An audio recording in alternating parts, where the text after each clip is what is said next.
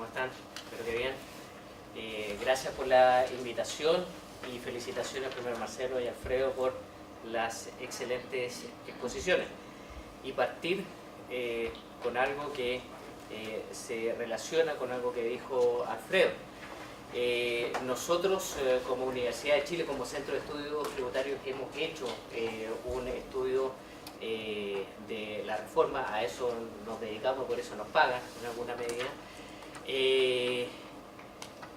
Y debo reconocer en este punto que la posición de académico es en alguna medida bastante más fácil de la que tiene Marcelo, por ejemplo, porque nosotros hacemos el análisis técnico de la reforma, sin perjuicio de lo cual es evidente que hay que reconocer las evidentes connotaciones políticas y sociales que tiene este tema, de modo tal que todos los puntos que nosotros podemos hacer desde el punto de vista técnico, evidentemente parten de la base de esta comodidad, de estar analizando académicamente este tema, pero claro, nosotros no somos los que estamos recibiendo los gremios o recibiendo temas sociales.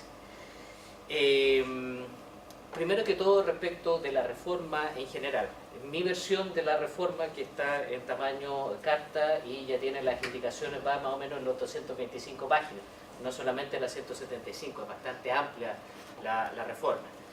Yo creo que es muy difícil a esta altura de la discusión y del contexto de la sociedad chilena que alguien fundamente o se muestre en contra de los objetivos generales que se ha trazado el gobierno. Creo que todos los que vivimos acá en el país se nos hace bastante evidente las situaciones enormes de inequidad que existen y más de alguno conoce o ha vivido esas situaciones de inequidad en el país, así es que no nos cabe menos que apoyar. Sin perjuicio de lo cual nosotros como Centro de Estudios Tributarios hemos hecho algunos puntos, hemos hecho algunos reparos técnicos, tenemos la confianza que esos reparos técnicos a la reforma se van a considerar porque a nosotros como académicos nos interesa que esta reforma pueda ser bien implementada y no que tenga problemas, especialmente problemas para aquellos contribuyentes que son de menor tamaño y que muchas veces cuando se implementan estos grandes cambios son ellos los que tienen poco acceso a la capacitación, les cuesta más, y eso yo lo sé porque he asesorado a muchas empresas, no solamente grandes sino que también pequeñas, y me consta la dificultad que tienen. Vamos entonces a los impuestos verdes. Yo creo, primero que todo, que hay que reconocer que esto es un gran avance en nuestro país. Se pueden hacer cuestionamientos y se puede decir, mira, el gobierno fue muy tímido en esto, se debió haber avanzado más. Sí, yo en algunos aspectos puedo compartir esa crítica, sin perjuicio de lo cual considero que es un avance porque nos alinea de alguna manera con las tendencias mundiales para colocar, para imponer impuestos, tributación a los males. Sin perjuicio de lo anterior, y aquí viene mi reparo, yo personalmente algunas horas del día dedico a estudiar el fenómeno tributario y personalmente soy un poco más, con los años, soy un poco más reacio a pensar que los impuestos van a ser una única herramienta que va a poder permitir cambiar las situaciones.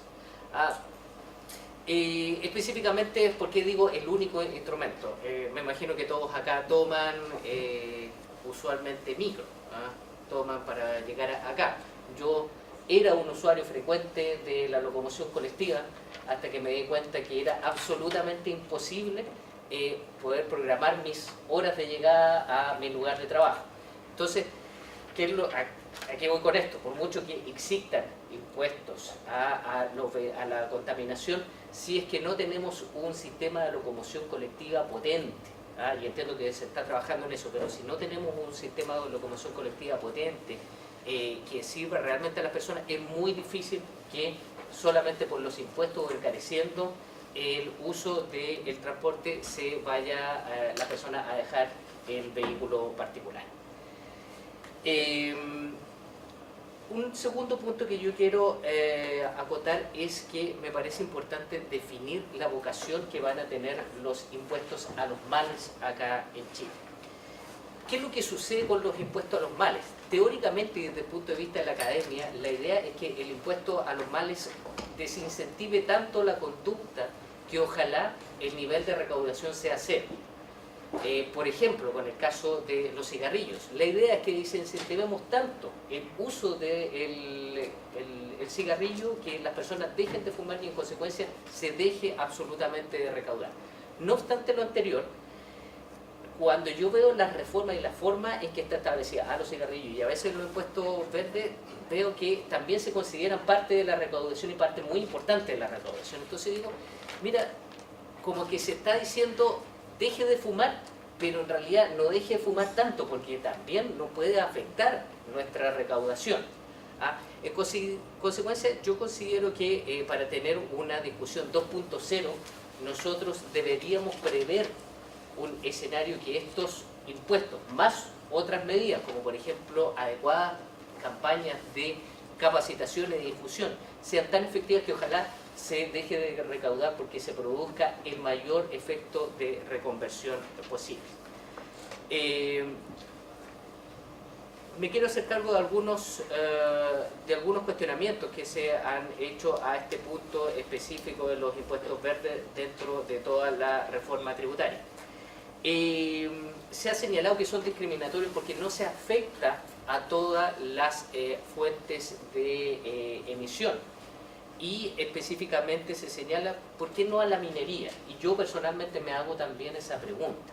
¿Por qué no se afectó a la minería? Porque lo cierto es que antes de la reforma, cuando a mí me preguntaban en octubre, más o menos, ¿por dónde usted cree que va a ir la reforma tributaria? Yo pensaba que algo se iba a tributar o hacer que el aporte de la actividad minera fuera un poco mayor en el país, dado que todo, para nadie es un misterio, las consecuencias contaminantes que tiene su actividad. Y sin embargo se dejó afuera. Yo he tratado de buscar algo, cuál es la explicación técnica, pero no la conozco. Y sería bueno tener una aclaración y si saber si se está pensando modificar esta situación.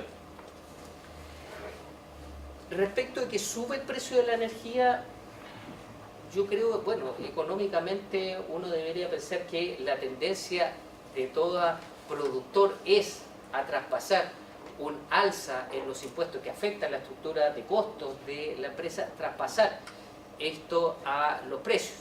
No obstante lo anterior, esto es un sector regulado. En consecuencia, no nos asustemos porque si se traspasa no este mayor costo a los precios de los consumidores finales de electricidad, eso va a depender de la normativa, pero no me cabe la menor duda que la tendencia en los futuros años de las empresas eléctricas va a ser tener una discusión y sentarse a la mesa con el gobierno para ver la posibilidad de que aumente el precio de la energía y en consecuencia todos la terminemos pagando.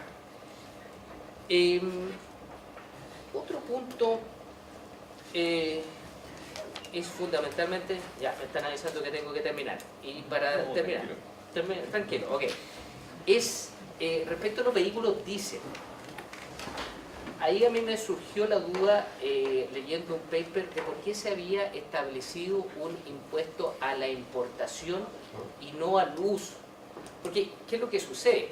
Yo importo el vehículo diésel, pago adicionalmente por este impuesto, pero eso no dice relación si es que la persona lo va a usar 5 veces a la semana o lo va a usar una vez a la semana, si mantiene bien el vehículo o no. En consecuencia, no obstante reconocer que pueden existir algunas complejidades de fiscalización adicionales focalizando en el uso del vehículo, y eso yo lo sé, creo que sería bueno poder estudiar la vinculación más estrecha de este tipo de impuestos con la actividad contaminante y no solo con la importación. Y hablando de complejidades, uno de los reparos que yo tengo con la reforma tributaria es la gran complejidad que implica el sistema de renta atribuida. Entonces, ya que nos estamos preparando para sistemas tremendamente complejos, bueno, quizás sería bueno estudiar de qué forma podemos afinar un poco más la puntería. Finalmente, para terminar, solamente reiterar las felicitaciones. Yo creo que en general, salvo algunos reparos, creo que al menos en este aspecto la reforma tributaria va en un sentido adecuado, que al menos a mí me gusta y me hace tener esperanza de que vamos por la dirección correcta.